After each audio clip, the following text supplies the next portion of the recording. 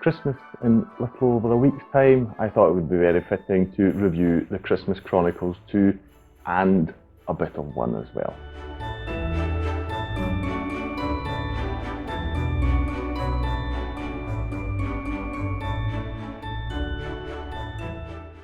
Hi, my name's Stuart. Welcome to another review video on my channel. As mentioned briefly, I am focusing primarily on Christmas Chronicles 2 because that just recently came out. But I will also at the start talk about Christmas Chronicles 1 first because I do feel it is important. Now, generally this will be, for the majority of it, a spoiler-free review, but I feel it necessary to put a spoiler section at the end of this video. Don't worry, I'll give you a warning when that comes, but there are some things that I really want to discuss with this film. To sum up briefly, Christmas Chronicles 1 is a great film. It's sort of a modernisation of Santa Claus. I really enjoy it a lot. Kurt Russell is just brilliant as Santa Claus. Perfect casting. Generally speaking, this man always needs a beard in some shape or form when he's on camera, because if you've seen The Hateful Eight, you know that he just looks like a majestic beast with these beards and moustaches, etc. All this facial hair going on. So he is a fitting Santa Claus. He's not the always cheery, delightful guy in the red suit. He's very, I would say, he's very realistic in that sense. But he still has this lovely thing that you love about Santa Claus, this glee that he has about just this celebration on Christmas, giving people's presents, etc. So I really like that in the first part. Just briefly, what it is about is he loses his reindeers, and these two kids have to help him retrieve them. Yes, it's a very, very cheery and uplifting tale. So he gets into a spot of trouble, he's arrested, and then you've got all sorts of scenes there in the police department. You've got a fantastic musical number that really brings a lot of people together in the spirit of Christmas. The only thing I really dislike about the first film, and I suppose it's down to the way the character is written, is you have these two kids, Teddy and his younger sister, Kate. And Kate, to me, at least in the first half of the film, is rather annoying. She gets better towards the end of it, but still, again, I would assume it's the way the character's written. The actress is fine, the acting generally is fine, so it is really how she's written. It's a bit annoying in my opinion. A great Christmas tale, can be enjoyed by the whole family. I love it, and the design of the elves is the thing I particularly like in this. They are CG animated, but yes, the overall design is very cute and furry, so I really like that. So Christmas Chronicles 1, I highly recommend if you've got Netflix and children, or you just want a feel-good Christmas film, definitely put that on. It's great. For many people, I suppose the Tim Allen Santa Claus will be the classic one, but even that's already a few decades old now, I believe. So to me, this would be the go-to Christmas film, I would say, that I would rewatch every year. And now moving on to Christmas Chronicles 2, I will do some improvements on myself before we start with some Christmas magic. I hope you enjoy. I know it's a bit silly, but that's just what I'm like. So you'll have to put up with these lights now. So we're now talking about Christmas Chronicles 2, and maybe you can tell, but I wasn't quite as taken by this film as with the first one. It's got great elements in it that I really enjoy, but there are some that really take away from this film the overall joy, I'll call it. Many things that don't make sense, plot holes, etc. All these things in detail I'll address later on in the spoiler section. But for now, overall, this film makes an attempt, which is something I like. They're trying to explore this world more. They're trying to give you more of it, show more of it. In this film, we are at, for the majority of it, we're at the North Pole. We're in Santa's village. So you get to see the village, the elves, the workshops, all these things, the way they live, how they work. It's great. I love the environment. I love all these things. It's great to see all these things and just expand this whole world. I really like that. You get to meet Mrs. Claus. You see their house. It all feels very cozy. You'd love to spend Christmas in such a place. Absolutely. That is really good. And the plot, just to address that briefly as well, is that you've got one elf who doesn't agree with how Santa runs things, how he does things, and he wants to sort of take over, I'll call it. And that's the basic thing. So there's a back and forth between Santa Claus and this elf. You have the two siblings reappear again. You have got Kate and Teddy, and their mother, who in the first part, as you probably know, she's a single parent, but now she's seemingly found a partner, and he himself has a son. So in this film, Teddy is in it, but only very, very briefly, which is something I'm not really a fan of. Instead, Kate goes off with Jack, who is the son of her mother's new partner, and the two of them, they end up on the North Pole. And that was, while that is okay, I didn't mind Jack. I think he was actually quite good. I thought the child actor was great, a great addition to this film. Jack is portrayed as a bit of a cautious kid. He's lactose intolerant, and he's got other things that he's really wary of. He obviously wants to eat healthily, all these things. Typically in films, these kind of kids are usually quite annoying and all that. But I feel they found a good way to write this character to not make him annoying, because if that's just the way he was brought up, I mean, it's not really his fault. And if he's also got bodily issues, I mean, you can't really take care of that. So I'm really happy about that, about portraying such people in a more positive way, generally. And they're not the butt of the joke or something like that. So Jack is absolutely fine. I just wish they would have taken Teddy along. It was really weird. The first film was all about Teddy finding his belief in Santa and Christmas and all that again. And in the second part, he's just sort of shafted, really. It's a rather strange choice they made here. So I'm not a big fan of that. I don't really like that. In this film as well, it's really weird. It's a bit of a repeat from the first one. So Kate, for the majority of the film, I didn't like her character. It's really weird. She's a kid and that, but she throws hissy fits, and she's really, really egotistical, actually. She believes the world revolves around her, and she's only focused on herself. And towards the end, she gets better, but I found that a bit annoying because it was a repeat of the first one. The characterization of Santa is a bit weird in this too. I mean, Kurt Russell returns, and he does a great job again as Santa Claus. One thing I didn't like, as I mentioned, there's this rivalry with an elf that is trying to sort of steal his job, and I felt that in many scenes, just the way Santa acted and conducted himself just felt off. It didn't feel true to Santa's character, because he got very, very childish even. They're throwing insults at each other, and it's all this, I'm better than you, and you couldn't do this, and it just felt beneath Santa Claus. Surely Santa would try and resolve things in a more friendly manner, really. So that was quite weird. I mean, okay, yes, I am reading a lot into a children's film here, I get that, but still, I felt it was a shame because the first film did such a good job of modernising Santa.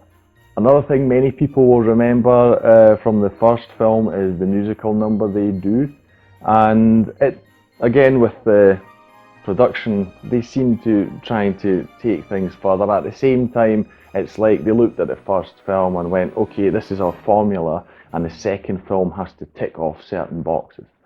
The second film also has a musical number, and it feels really shoehorned into it. It isn't as organic as in the first one, and it just feels really weird in the film. The musical number itself doesn't feel as great as the first one, so that was a very weird choice. I don't know why they had to make it about the musical thing.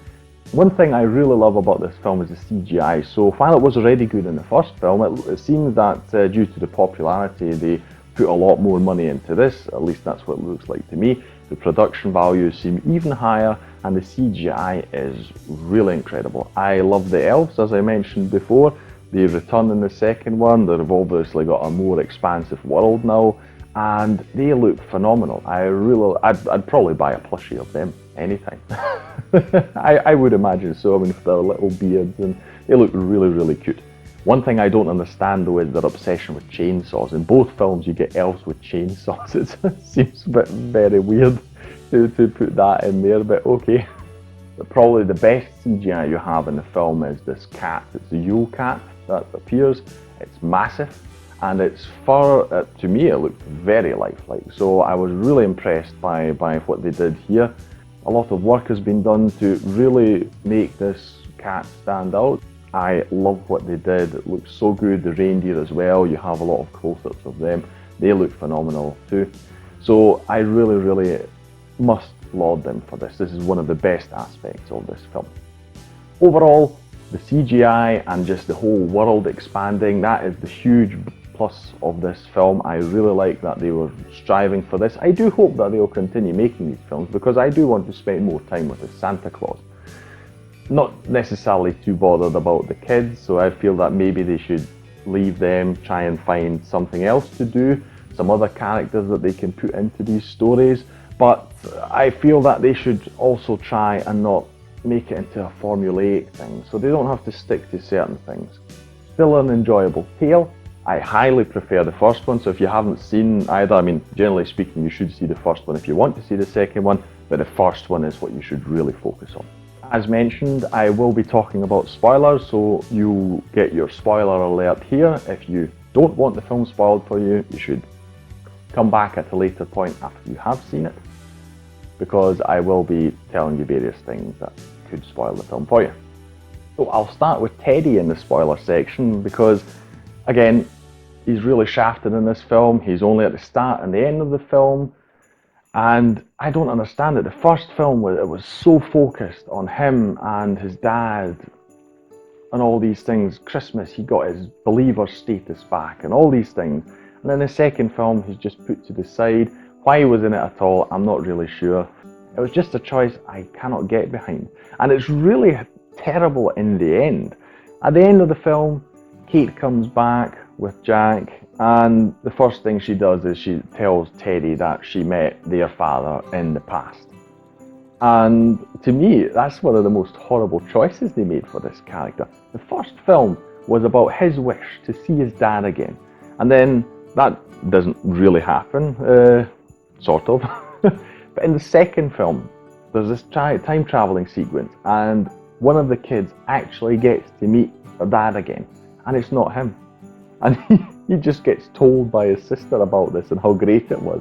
I would imagine that deep down that must be really shattering for him to realise he wasn't part of that. That's so weird, that really is weird. And another thing, while we're in that sequence at the end where they meet up again, the parents are gone, Teddy's gone, no one is bothered about these kids being missing.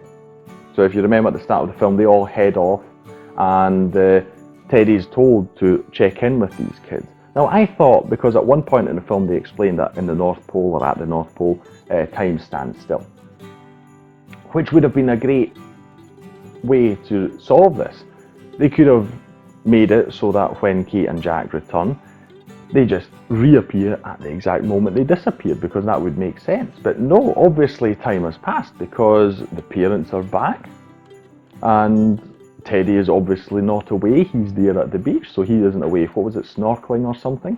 So this means that the parents returned and Teddy returned and no one cared about the two missing kids.